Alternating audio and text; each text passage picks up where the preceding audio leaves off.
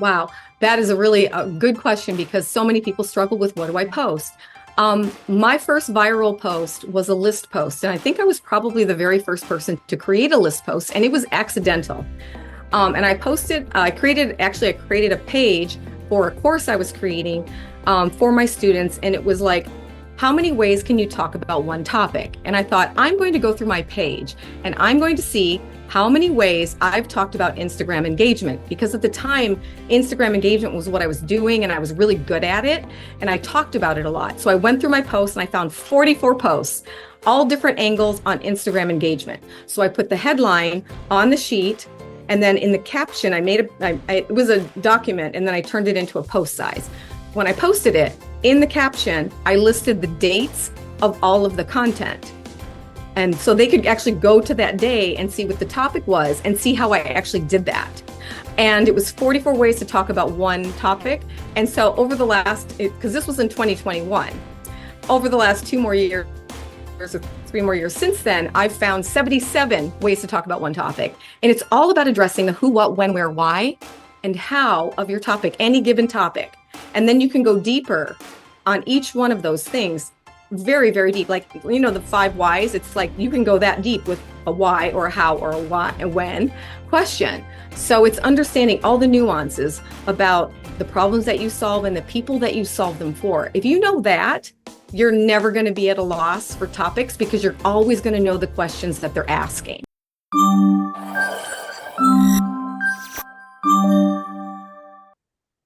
So, hi guys, this is Eamon, and I'm back with another episode of Mindful Marketing. And today we have Antonia with us, who's a social media specialist and speaker. And we have a very interesting topic that we're going to talk about today, that is how to create Instagram content that is recognized and remembered. So, all over to you, Antonia. Can you tell us that why do you specifically focus on Instagram marketing? What's the niche behind Instagram? Why is it so popular? Thank you so much for having me. I'm thrilled to be here. And Instagram has always been kind of an anomaly. When I was teaching college courses, I was teaching a marketing class and a business class, and my students were learning how to build like foundations, strategies, and business and marketing plans. And I also had to teach a social media marketing class. And at the time, I didn't know very much about how to use social media other than what I'd seen influencers do. And so I thought, what if you could use the Instagram platform as a way to build a business if you're not an influencer? And I chose Instagram because it is very difficult to learn. It has a lot of moving parts, has 5 different algorithms, and it's the hardest to learn. There's a lot of data that you can learn, and there's every single thing you do on Instagram is tracked and measured. And I thought if I could master Instagram as a business owner, then I can master all social media. And so that's why I focused on Instagram. That's great to hear about. So, why do you think that Instagram is such a powerful tool, especially for the new content creators out there? Because usually they always start with Instagram. So, why is it that? Well, Instagram has a feature that none of the other social media platforms have, and that is the profile. The profile grid is magic. It's the only place where you can put content where potential prospects and partners can go and search for answers because your content is built around the problems that you solve. And it's very easy to locate content. So between that and all the ways to track the data, you can tell and measure what's working and what's not working much faster than on any other platform. So you can grow faster. That's right. So, in your experience, what are the key elements of, having a very good content on Instagram? How should we start off? Well, the first thing to good content is to have a profile that's optimized with keywords and the solutions to the problems that you solve or the big promise that you will give your audience. So once you have that message clear on the biggest problem that you solve, your content pillars become the solutions. And all of your content is built around the solutions. Now we have a content purpose and content objectives, and those are different. So the content purpose could be to educate, to inform, to entertain, to connect with, or to sell. And the objective is what you want the behavior to be of your potential reader. So all of your content has to be built around that big promise that you offer and the content pillars of the problems that you solve. And when you do that with really important, this is probably the most important thing that a creator can get is the hook. You want to spend about 80% of that hook, right? 80% of your time goes to developing a hook that will grab your ideal reader's attention. And most of your good hooks come from research, right? So you research your competitors and see what kinds of hooks they're using and put your own spin on them. That's right. So when you're talking about hooks and, connecting with the audience, how much do you think that empathy plays a role in connecting with the audience on Instagram and becoming successful content creator over there? Well, empathy is a very important element.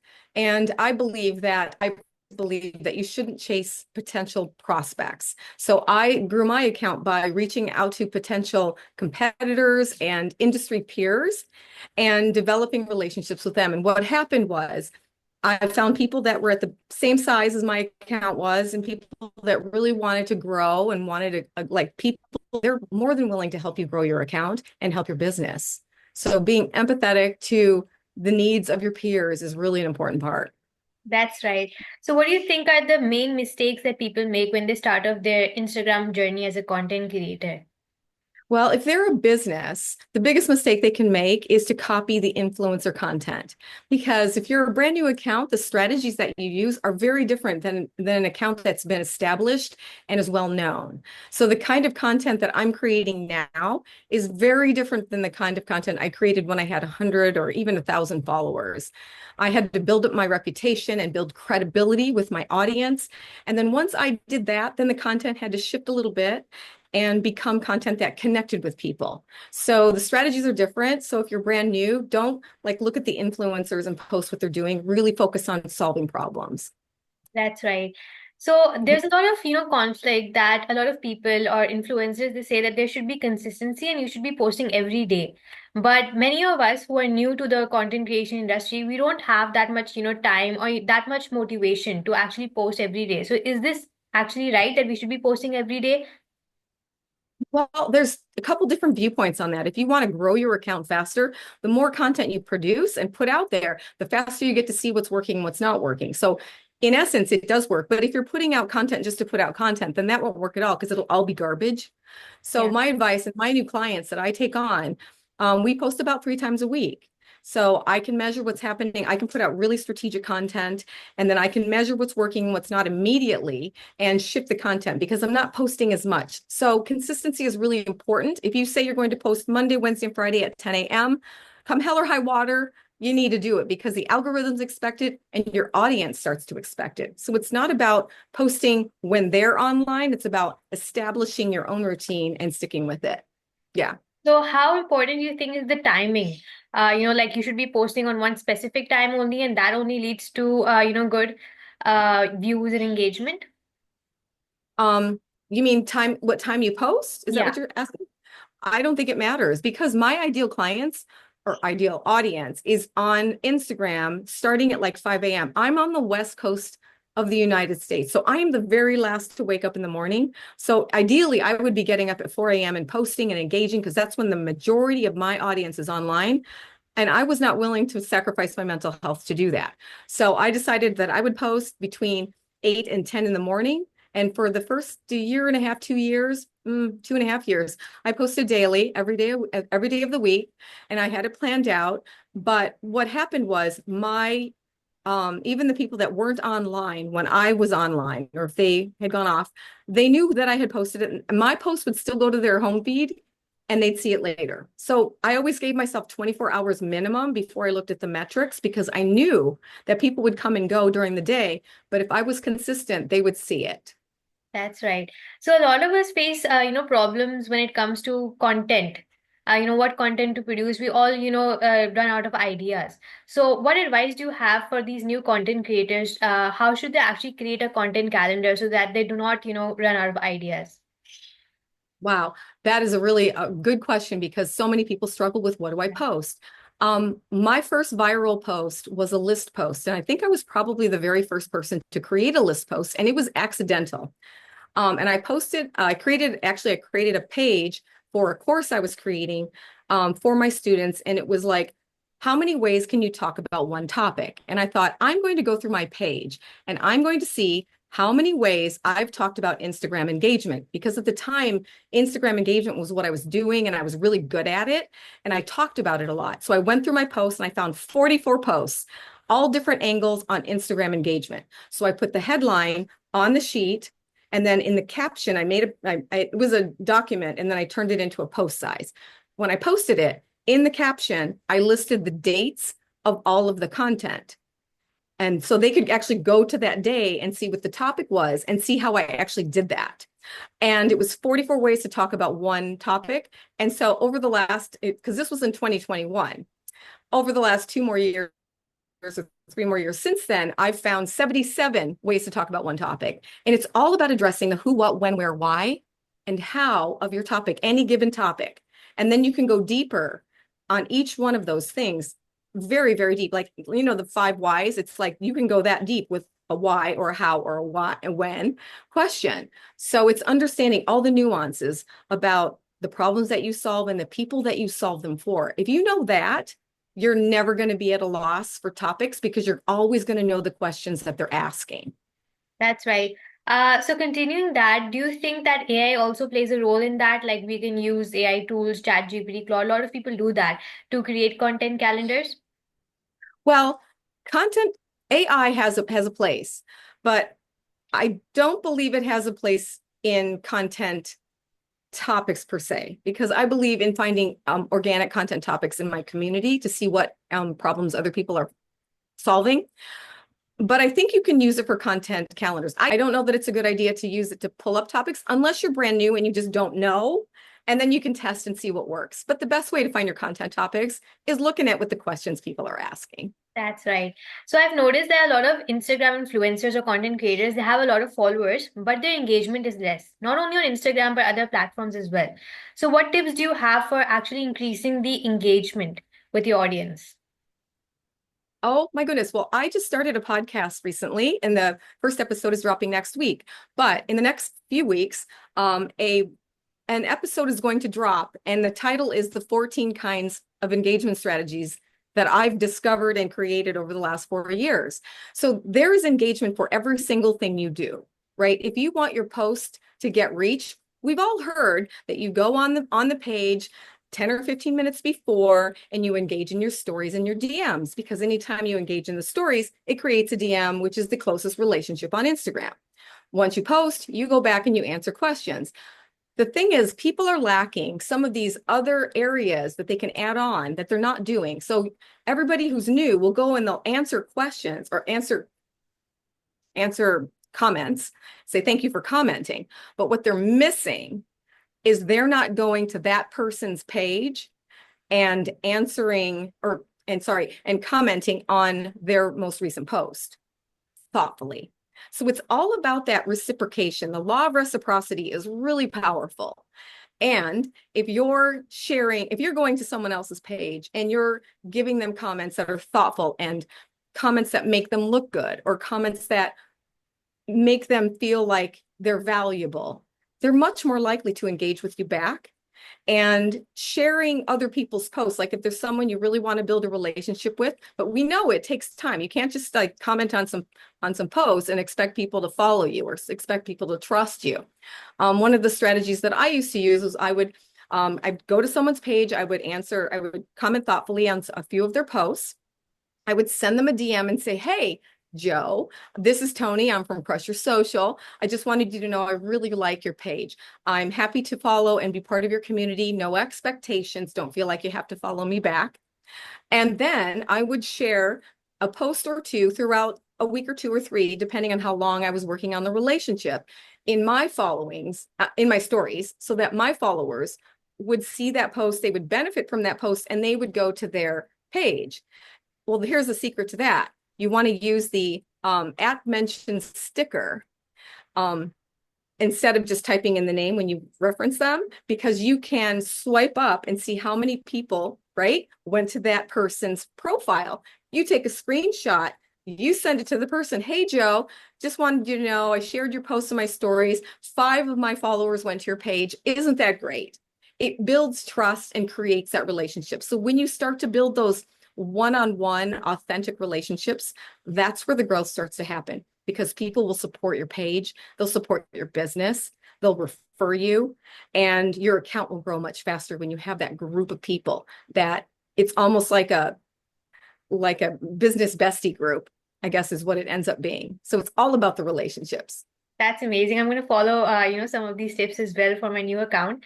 So, how important do you think is it to actually show your face on Instagram? Because Instagram is all about pictures and videos. So, how important do you think it is? And how about those people who do not want to show their face online and they just want to go with content and carousels? Well, I was one of those people. I did not like showing my face in the beginning. I was really uncomfortable with it. Um, I know that I'm older than a lot of the content creators out there, and I felt like, why did they don't want to look at me? But what I found was if your face is on a page, on a post, then it's more likely to get engagement. So this is what I did. I had a professional photographer take my brand photos, right, like we do. And I had specific poses of me pointing up, pointing to the side, pointing down, all these different directions. So what I would do is I would take my image, I would take the background out, I would put it on the front of my carousel, small in the corner, pointing at the headline. So I still had my face, but it wasn't about me. So the key is to not make it about you. The key is Yeah. to always make it about your audience. So that's how I was able to kind of get around that until I was comfortable putting videos out. That, And behind the scenes videos, of course, we know work really well. yeah. So how much important do you think are the designs? Because a lot of people, even me, I'm good at content, but I'm not good at, designing and, doing all of that. So how important do you think that is, especially for Instagram? And if it is important, then what tips are there for people who are not designers? This is an excellent question and a very important question. Here's the thing about Instagram content. Design is not a big deal. You must have consistent brand colors, fonts, and a style, right? So if you have, like, you've seen my style, it's magenta and it's indigo and white and black for my accent colors. It's a plain background. I was going with a gradient for a while because it was in style, but it was just a gradient background. So my headline font is always the same. My background color will shift among my colors, and it's a very simple design. And here's why. Number one, when it's simple, people feel like they're not intimidated. They can actually create content because it's all about the message. It's all about the hook. It's all about how you're helping. And if those colors resonate, then really that's the most important thing. Another thing is, if you think about this, if your Instagram design is really fancy and really complicated, and your touch points across all the different platforms are supposed to be the same, so it's recognizable, you're going to have to repeat that on your website, on your blog, on your podcast, on all the other platforms. And no one can do that. No one can keep up with it. So if you keep your Instagram content very simple and very clear and very clean, and keep your colors, then whatever else you do on your website will still match. So it just makes it easier. That's right. So is there any specific strategy, for choosing the colors? Yeah, I have a whole, over the last 4 years, I've developed an entire branding strategy because I've had to rebrand my own page 3 times. And here's how it works. When I first came on, I was very corporate oriented because I had come from the corporate world before I met my husband, and I used corporate colors. And those colors didn't work because they were my favorite colors. They were navy blue, black, red, dark colors. And then I realized I was working with a lot of my following was a lot of introverts, and introverts like pastels. So I thought I'll brand my page based upon what they are. And 2 things happened. The first thing was it wasn't generating any extra followers. It wasn't attracting anybody. And the second thing was I hated my feed. I dreaded making content because it drained my energy. And so then I said, all right, let's do it. Let's start over. What's branding about? It's not about me. I had the idea that it was about my readers and my audience, but really what it was about were the brand values that my brand had and my brand personality traits that coincided with my ideal audience. It was like when an extrovert is attractive to an introvert, it's because of that energy. So my energy is what attracts people, and my knowledge and wisdom is what keeps them there because they can trust me. So I started working with graphic designers and interior designers, and I created a spreadsheet that has 400 different traits and emotions and characteristics and all the nuances of color. So when I brand someone, I have them define those brand values and brand personality traits, and then their ideal clients. And we find kind of the Venn diagram where they meet. And then we look at the patterns and the colors once we match those up and figure out which ones they really want to focus on so that they're attracting the right people. That's right. So you mentioned that most of your audience were introverts. Now, as far as I know, it's very easy, to find out the demographics and all of these type of things. But how did you find out that your audience were introverts specifically? Talking to them. Okay. When in the beginning, I talked to everybody, every single follower that followed me. I would follow up with the message that said, hey, thanks for following. Welcome to the community. It's really nice to meet you. And if they were real people, they would talk back. And I'd ask them, what do you do for hobbies? And most of them said, oh, I read or I play video games. They were like inside themselves. Do you do networking? No, I'm too scared. So I just really learned about my audience from just talking to people individually. So that like holds a very important message because a lot of content creators or influencers, they end up ghosting their followers or not replying to the comments, and we think that that's normal. But I guess you're talking about replying to your followers, getting to know them better. That's right. It's about building a community, isn't it? Yeah. Right? Because when you build a community, it grows. And so now my offline community, I do a lot of networking offline. I'm on the boards of several chambers and things like that. And so my offline community is now coming online. I'm bringing them online and introducing them to my community. And when I have a new client, I also bring them into the fold. So my community supports them and it just grows their account and grows their business. So it's a win-win. Yeah, that's amazing. So, like, we have a lot of, influencers, content creators. Every other person is now becoming content creator now because it's 2025 officially. So, what advice do you have for those new content creators? How could they actually cut through the clutter? Because there's so much noise, so much content online. So, how can we actually make ourselves stand out? That's $1 million question, isn't it? And I spend a lot of time and energy diving into my clients, businesses and their competitors to figure out what are competitors doing really well, what's working for them, and where are the areas where they're lacking. And can my clients fill those areas? Because it's all about distinction Yeah. and positioning. If you can find a way that you're different, then even though you're focusing on one niche, solving one problem, other people will also go, oh, they solved this problem, but can they solve that problem? Like, for instance, I'm known for people to getting recognized and remembered online. Experts and thought leaders that need that credibility and legitimacy online come to me, and they want strategy. But I'm getting people offline that see my posts, see my content, and they're like, well, I wonder if she can make a presentation for me. I wonder if she can do these. So it's getting really clear on what you like to do and what you're good at and where that market hole is that you can fit into is the key. And it's not easy. It takes usually several iterations. And as you grow your account, you start to figure that out. But you won't know in the beginning. So you're just kind of taking a shot in the dark by looking at what your competitors are doing and trying to be like different. Yeah, that's right. So, when you talk about marketing agencies or like the type of work you are doing, so when a brand comes to such people, the first thing that they usually say is, I want to get viral. So, is this just a myth about getting viral? And do you think it is as important, on online and on Instagram to get viral, or is consistency and building connections more important? Oh, viral, you mean? Is Yeah. that what you were saying? Yes. Viral content is a waste of time in my book. I've had several posts go viral, but what I've found is that viral content generally, unless it's like that post that was 44 ways to talk about engagement, to talk about one topic, two things were happening with that viral content. It was a really valuable topic. People were looking for help, and it was a new format that no one had done.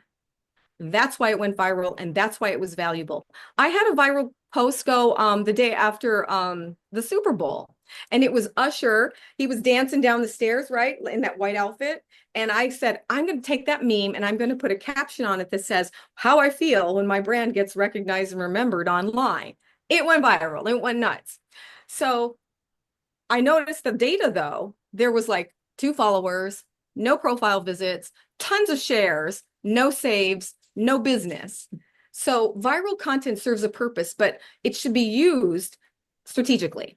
Like when you're growing your account in the beginning, viral content is not something you should strive to do. It's only when your account gets bigger, because for me, that was a nurturing post. My community loved it. They cracked up. They thought it was funny. They got my sense of humor.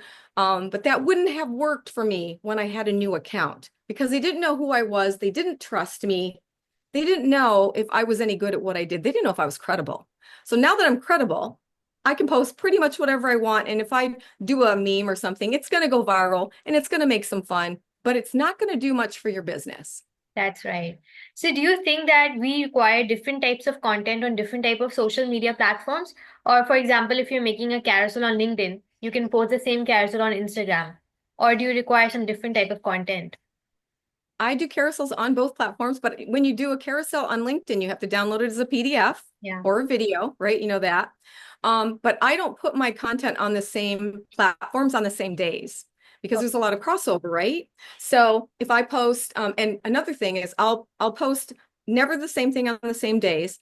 And oftentimes my story content does really well on LinkedIn because my story content is about nurturing and my post content on Instagram is about growth and the top of funnel, attracting people. So on LinkedIn, the nurturing content does much better. So there is different kinds of content for different kinds of platforms, but I use all of my Instagram content, most of it, unless it's specifically Instagram related, goes on all my other platforms. It's just not on the same day. And I use my story content on other platforms. So you can mix it up depending on what the need is and what the people are really engaging with on the different platforms. That's right. So what tools do you specifically use, and what tools would you like to advise new content creators to use when it comes to content designing or anything that you're using? Well, I use a lot of different tools, but they're really basic tools because I'm not a graphic designer. I know I've taken graphic design classes, so I know the basics, right? I use Canva. And as I said, my designs are very simple. You've seen them. I use Trello boards for organizing content so that my clients can look at them and approve or disapprove or make changes. I use Slack for engaging with people, like communicating back and forth with team members.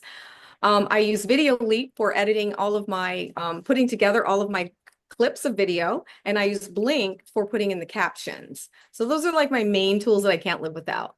That's great. So this brings us at the end of the podcast. It was so great having you, Antonia.